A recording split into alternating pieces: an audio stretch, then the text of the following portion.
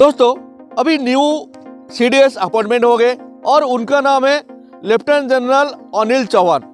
तो दोस्तों ये अनिल चौहान कौन है हमको पता है क्या? दोस्तों अनिल चौहान हमारा जो ईस्टर्न कमांड है, ईस्टर्न कमांड का वो हेड थे। और दोस्तों ये जो अनिल चौहान उनको हमारा सीडीएस के तौर पर उनको अपॉइंटमेंट कर दिया गया बुधवार को।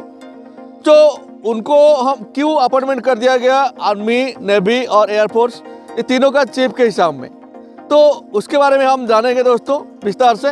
तो दोस्तों मैं आपको मेरा नाम बता देता हूँ। दोस्तों मेरा नाम है प्रदीप और आप देख रहे हैं सावधानी। हेलो दोस्तों, आपको तो पता होगा हमारा देश का प्रथम पहला जो सीडीएस थे उनका नाम था बिपिन रावत।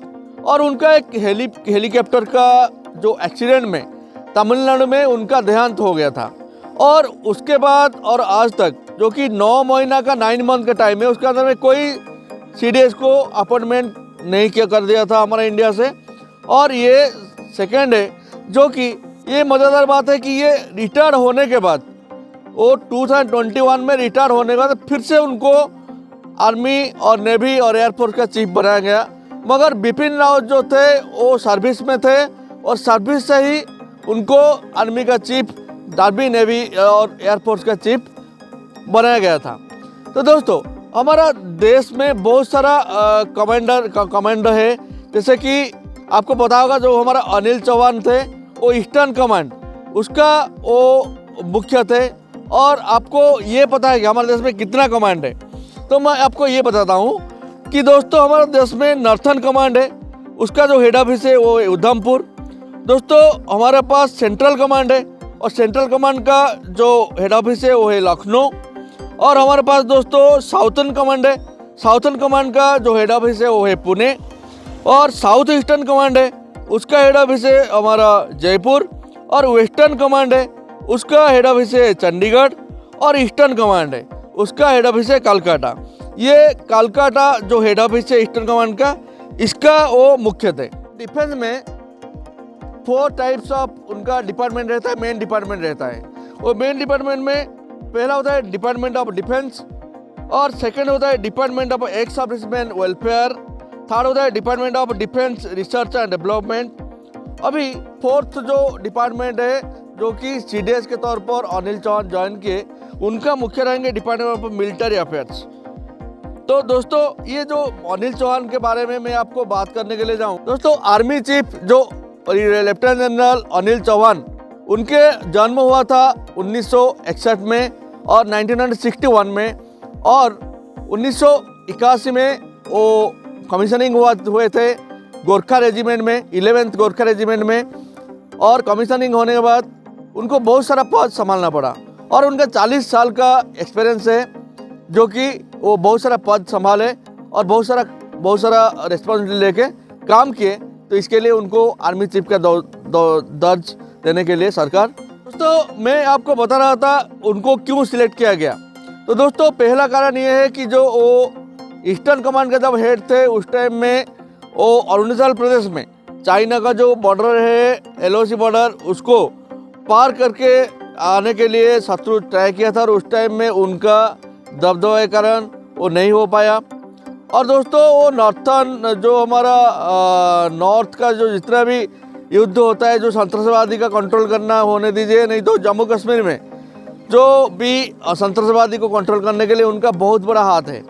दोस्तों ये अनिल चौहान जो ईस्टर्न जनरल का जो कमांडर, जो चीफ, सितंबर 19 लेके 2021 तक वो ईस्टर्न कमांड का भार संभाले थे। और दोस्तों ये अनिल चौहान जो हमारा आपको पता होगा जो बारकपुर में जो एयर स्ट्राइक हुआ था, और एयर स्ट्राइक में उस टाइम में ये आर्मी का मतलब ऑपरेशन जनरल थे जो कि पूरा युद्ध को हैंडल कर रहे थे। उनका भी योगदान, बहुत बड़ा योगदान है। जो हमारा CRPF का जवान बहुत सारा शहीद हुए और उसके ऊपर हम उसका रिटर्न हमला किए, उनका ऊपर बारकपुर एयर स्ट्राइक हुआ, तो इसमें इनका बहुत बड़ा हाथ है। दोस्तों पुलवामा अटैक जो हुआ था उस टाइम में भी ये जो हमारा पुलवामा अटैक का प्रतिशोध लेने के लिए हमारा ये अनिल चौहान बहुत सारा काम किए हैं। वो डायरेक्टर जनरल भी थे उस टाइम में। दोस्तों ये जो अनिल चौहान, ये हमारा जो यूनाइटेड नेशन में उधर मंगोला में एक ऑफिसर के तौर पर उधर वो काम किए हैं। तो इतना सारा काम करके वो अभी उनको इसके लिए उनको चुना गया कि वो हमारा जो आर्मी, जो नेवी और एयरफोर्स का चीफ बनने के लिए लायक है। वो रिटायर 21 में रिटायर हो गए थे, फिर भी उनको फिर में सर्विस को बुला गया। 3 स्टार से रिटायर हुए थे और अभी वो 4 स्टार में अभी और एक बार हमारा देश को कुछ उनका जो योगदान बढ़ाने के लिए। दोस्तों 10 सितंबर को हमारा जो अरुणाचल प्रदेश का लोहित वैली है उसको हमारा जो पहला CDS थे उनका नाम था बिपिन रावत, उनका नाम में नामित किया गया। और इसमें ये जो मेन जो योगदान था ये और जो लेफ्टिनेंट जनरल अनिल चौहान का था। दोस्तों मैं आपको बता दूं, ये जो लेफ्टिनेंट जनरल अनिल चौहान अपना कार्यकाल में बहुत सारा सेवा किए हैं और हमारे देश के लिए बहुत सारा काम किए हैं और उनका बहुत सारा योगदान रहा है। दोस्तों इनका जो मेन लक्ष्य है, उनका जो मेन लक्ष्य है वो है कि तीनों का जो हमारा मिलिट्री डिफेंस है, जैसे कि इंडियन आर्मी और इंडियन नेवी और इंडियन एयरफोर्स, ये तीनों को मिला के वो एक थिएटर डिफेंस क्रिएट करेंगे और जिसके वजह से और कोई भी जगह में युद्ध हो गया, स्टार्ट हो गया, तो तीनों सेना एक साथ में मिलके उनका हमारा शत्रु जैसे कि चाइना और पाकिस्तान होने दीजिए, कोई भी होने दीजिए, उनका ऊपर एक साथ वार करेंगे जिसके वजह से वो पीछे मुड़ के चले जाए और आगे नहीं बढ़ सके। तो आप मेरे को ये क्वेश्चन आएगा आपका मन में कि तीनों सेना क्या ज़रूरत है।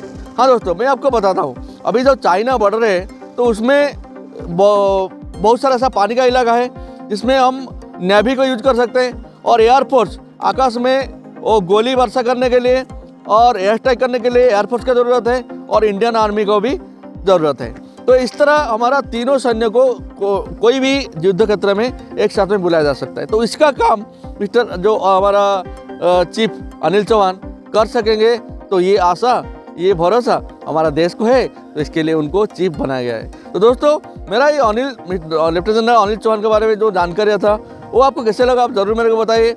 और आप लोगों को, सभी लोगों को मेरा वीडियो में बने रहने के लिए आप सभी लोगों को बहुत बहुत धन्यवाद। और आप दोस्तों मैं आपको ऐसा ही वीडियो लेके आता रहूँगा और आपको देता रहूँगा। दोस्तों मेरा वीडियो आपको अच्छा लग रहा है तो आप ज़रूर मेरे वीडियो में एक लाइक कर दीजिए और शेयर कीजिए, और नया है तो सब्सक्राइब कर दीजिए। तो दोस्तों मेरा तरफ से आप सभी लोगों को ऑल द बेस्ट और आप सभी लोगों को जय हिंद, जय भारत।